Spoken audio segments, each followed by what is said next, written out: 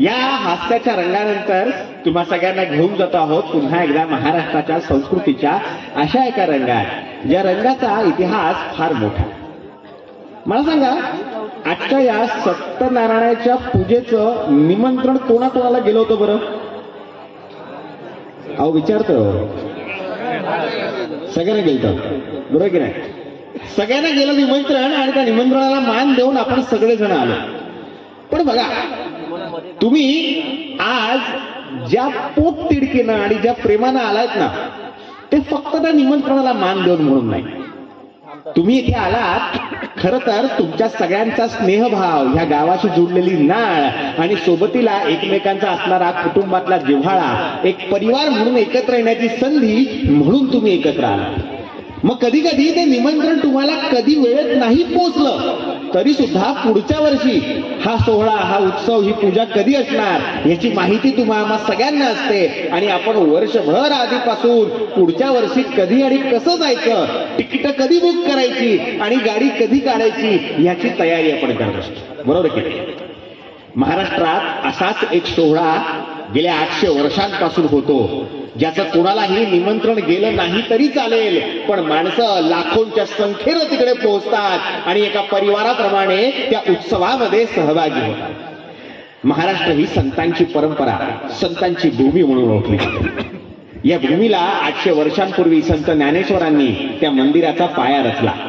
संत एकनाथ, संत चोखामेळा, संत मुक्ताई, संत जनाबाई अशा अनेक संतांनी मग त्या पायावरती मंदिराच्या भिंती बांधायला सुरुवात केली आणि तुकोबारायांनी त्याचा कळस चढवत वरती मंदिराच्या वरती ती भगवी पताका झळकवली. महाराष्ट्राच्या विठ्ठलाच्या भक्तीचा इतिहास फार मोठा आहे. आज सुद्धा ज्या वेळेला संध्याकाळी भजन कीर्तनाला आपण बसलो होतो, तर जो मी नीट बघाल तर त्या भजन कीर्तनामध्ये आजही अर्ध्याहून अधिक भजनं ही त्या विठ्ठलाच्या भक्तीची असतात. कारण म्हटलं जातं तो विठ्ठल हा गरिबांचा देव आहे. कारण 28 युगे त्या विटेवरती उभा असणारा हा विठ्ठल तुम्हा आम्हा सगळ्यांच्या आनंदासाठी आणि उत्साहासाठी आपल्याला आशीर्वाद देत त्या ठिकाणी उभा आहे. विठ्ठल म्हणजे काय? विठ्ठल म्हणजे केवळ त्या पंढरपुरातल्या मंदिरातली ती काळी मूर्ती नव्हे. हा विठ्ठल म्हणजे विश्वातल्या प्रत्येक चराचरामध्ये तुम्हा आम्हा सगळ्यांमध्ये ठासून भरलेलं चैतन्य म्हणजे तो विठ्ठल. आणि मग त्या विठ्ठलाच्या भक्तीसाठी चंद्रभागेच्या काठावरती लाखो वारकरी ज्या वेळेला दर आषाढीला एकत्र जातात, पायी चालत चालत, दिंडी करत करत, वारी करत करत, मृदुंगाच्या तालावरती, डोईवरती तुळस घेऊन त्या मंदिराची पताका बघण्यासाठी तो विठ्ठल जातो. तुम्हा आम्हा सगळ्यांना ठाऊक असेल की नाही माहित नाही, पण महाराष्ट्राच्या परंपरेमध्ये वारकरी ज्या वेळेला त्या विठ्ठलाच्या भेटीसाठी जातो, तुम्ही सुद्धा कदाचित गेले असाल, पण आमच्या पिढीत हल्ली वारकरी कमी झाले आहेत, टुरिस्ट जास्त झाले. म्हणजे आम्ही जातो पंढरपुराच्या वारीमध्ये, पण हल्ली आम्ही जातो वारीमध्ये रील्स बनवण्यासाठी, ड्रोन शॉट्स घेण्यासाठी, त्या भक्तीसाठी नाही जात. खरा वारकरी जो असतो तो ज्या वेळेला त्या मंदिराच्या गाभाऱ्याच्या आत विठ्ठलाला बघतो त्यावेळेला नाही भरावा. तो मुळातच ज्या वेळेला वारी चालत चालत येतो, पंढरपुरात प्रवेशद्वारी घेतो, त्याला दुरूनच कळसावरचा तो पताका दिसतो, तो या पताकेला तिकडूनच नमन करतो आणि तसाच माघारी फिरतो. कारण त्याला ठाऊक असतं तो विठ्ठल त्याचा जो आहे तो केवळ त्या मंदिरात नाही तर तो त्या माणसांमध्ये बसलेला आहे. आणि त्याच माणसातला हा विठ्ठल तुम्हाला सगळ्यांसमोर साजरा करण्यासाठी घेऊन येत आहोत. महाराष्ट्राच्या वारकरी परंपरेतली दिंडी तुम्हा सगळ्यांसमोर. बोला रामकृष्ण हरी, जय हरी विठ्ठल.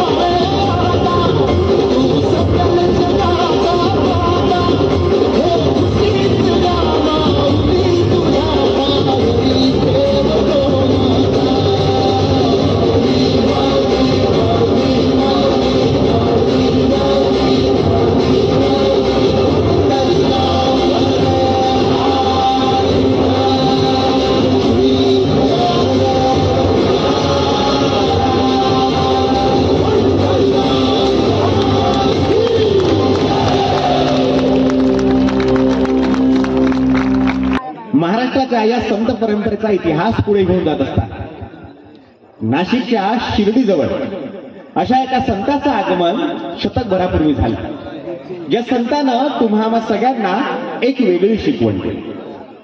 खरं तर देव अध्यात्म या सगळ्यांची भाषा बोलणारे आपण कधी कधी ह्या अध्यात्मातून ह्या देवातून आपसामध्ये एकता वाढवण्याच्या ऐवजी एकमेकांमध्ये वितुष्ट वाढवायला लागतो। आणि मग अशा वेळेला त्या गावाच्या चावडीवरती बसून गावातले तंटे सोडवणारा तो संत हिंदूंना अल्लाह हाफिज आणि मुसलमानांना राम राम म्हणत धर्म ऐक्याचा एक अनोखा संदेश देणारा साई। साई म्हणजे साक्षात ईश्वर असणारा हा व्यक्ती। ज्या वेळेला साई सच्चरित्रामधल्या अनेक गोष्टींचा आठवण तुम्ही करतात त्यावेळेला त्यातल्या चमत्कारांना जर तुम्ही बाजूला सोडलं तर त्यातून माणसाच्या जिद्दीची अशी एक कथा समोर येते ज्या कथेतून तुम्हाला सगळ्यांना सतत प्रेरणा मिळते। आणि कदाचित म्हणूनच एके ठिकाणी 800 वर्षांची परंपरा असणारी महाराष्ट्रातल्या वारकरी परंपरेला अनुसरून आजही मुंबईतून नाशिकमधून पार नागपूरपर्यंतच्या अनेक ठिकाणाहून तरुणांच्या पालख्या निघतात आणि दर गुरुपौर्णिमेला किंवा दिवाळीला ते पायी चालत चालत शिर्डीला जातात। शिर्डीच्या त्या साईबाबांचा ठेवा असं म्हणतात की आजच्या तरुणांना भक्तीशी किंवा देवदेवस्कीशी काही फार घेणं नाही, पण हीच तरुण मुलं अगदी नाक्यावरती उभी राहतात आणि नाक्यावरती एकमेकांना हात मारताना नमस्कारच्या ऐवजी साईराम म्हणत हात वरती करतात। साईंचा हा ठेवा जेव्हा जेव्हा या मुलांच्या सोबतीनं पुढे जातो त्यावेळेला सबका मालिक एक अशा प्रकारची शिकवण पुन्हा एकदा माणसांना एकत्र आणते। आणि म्हणून मग त्या शिर्डीतल्या कडुनिंबाच्या खालची प्रत्येक गोष्ट तुम्हाला सगळ्यांना एक वेगळी प्रेरणा देऊन अध्यात्माच्या अजून जवळ घेऊन जाते। महाराष्ट्रातल्या वारीच्या दर्शनानंतर तुम्हा सगळ्यांसोबतीला घेऊन येत आहोत महाराष्ट्रातल्या त्या शिर्डीच्या एका वेगळ्या अनोख्या साई भक्तीच्या प्रेरणेचं दर्शन महाराष्ट्राच्या या पुढच्या संस्कृती सोहळ्यामध्ये। जिद्दी क्रिएशन लिमिट आणि साई शंभू प्रस्तुत तुम्हा सगळ्यांसमोर आजचा हा कार्यक्रम पुढचा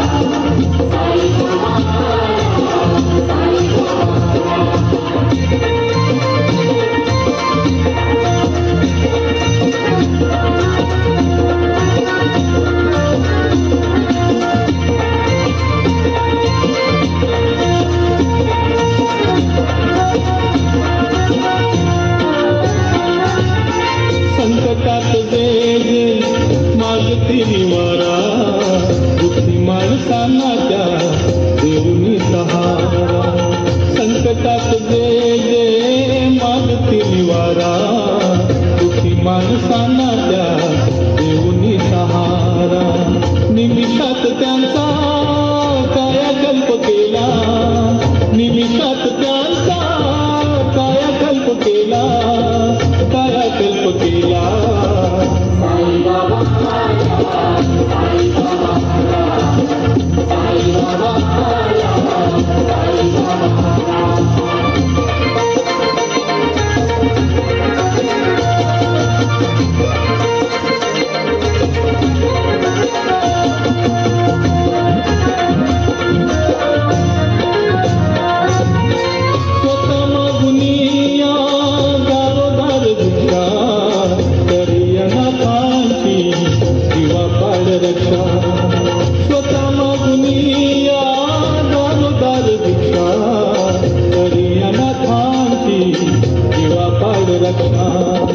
लागे दुबळ्यांच्या सेवा तकरीला, लागे दुबळ्यांच्या सेवा तकरीला, सेवा तकरीला। साई बाबा साई बाबा साई बाबा साई बाबा।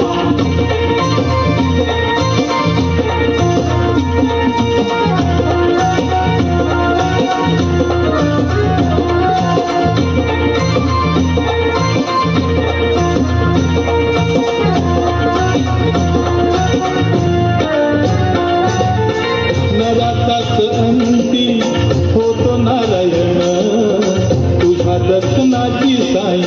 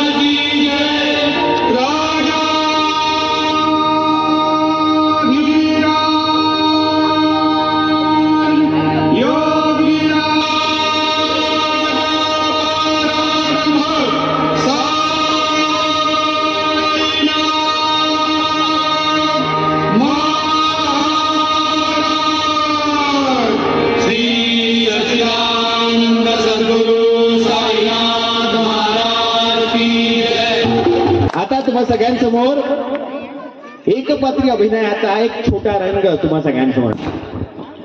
आपण वारंवार म्हणतो गावातून माणसं मुंबईत गेली, काही वेळेला आरोपही होतो मुंबईकडचा कर्मणी गावाला विसरला, पण असं नसतं.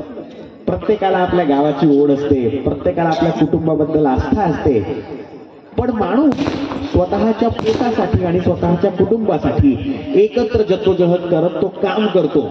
त्याला कळतही नाही स्वतःचं आयुष्य त्याने कधी पूर्ण केलं, कधी जगलो कधी नाही जगलो, पण स्वतःच्या कुटुंबाला पोषण्यासाठी आणि त्यांना सक्षम बनवण्यासाठी प्रत्येक घरातली ती प्रत्येक व्यक्ती, मग ती पुरुष असेल किंवा स्त्री असेल, ती ह्या गावासाठी आणि एकासाठी पोटाच्या भुकेसाठी असंख्य काळ कार्यरत होते. त्याच पोटाची भूक तुम्हा सगळ्यांसमोर सादर करण्यासाठी एकपात्री अभिनयाचा हा पुढचा रंग साईश तुम्हा सगळ्यांसमोर घेऊन येतो आहे. जोरदार त्याने आपण साईशला विनंती करतो की आपण चालू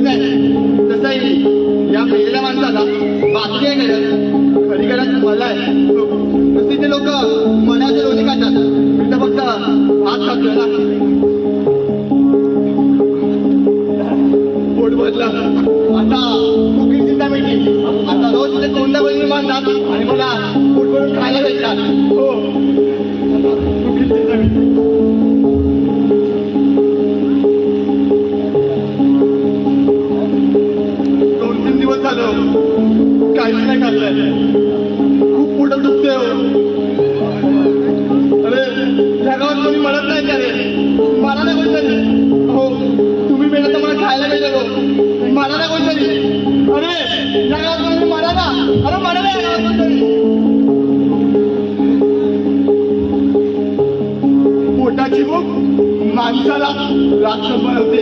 हो, पोटाची भूक माणसाला राक्षस बनवते. पोटाची भूक माणसाला राक्षस बनवते.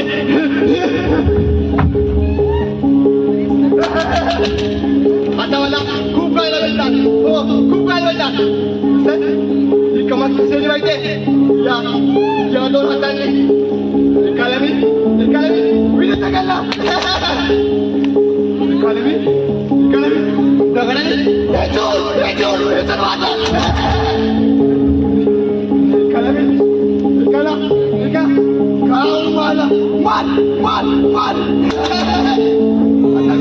सगळ्यांना वाटणार. हो, आता सगळ्यांना वाटणार. पोट भरून खाणार. सगळ्यांना वाटणार. मला काय वाटतं, या मसाल्यात एकटा आहे, मी अनाथ आहे. काही माझे पण आई वडील होते. माझे वडील गिरणी कामगार होते. माझे वडील गिरणी कामगार होते. शुल्लक मठांसाठी गिरणी मग काही गिरण्या बंद केल्या. माझ्या वडिलांनी आत्महत्या केली. बाबा बाबा बाबा बाबा कोणा बाबा.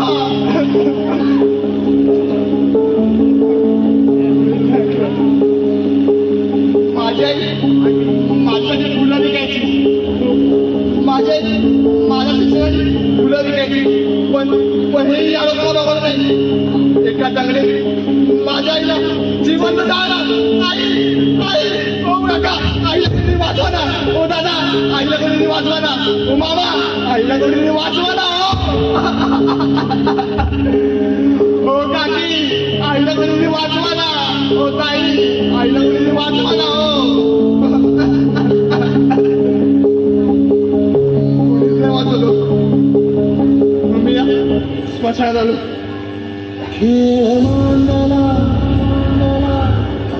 आता मुखी चिंता मिटली. हो, मुखी चिंता मिटली. आता मी सगळ्यांना वाटणार. हो, मी सगळ्यांना वाटणार. पोटाचे पोट भागवणार. हो, मी सगळ्यांना वाटणार. पोटाचे पोट भागवणार. आता राम राम सत्य नाही. आता सत्य आहे राम. सत्य आहे राम. सत्य आहे राम.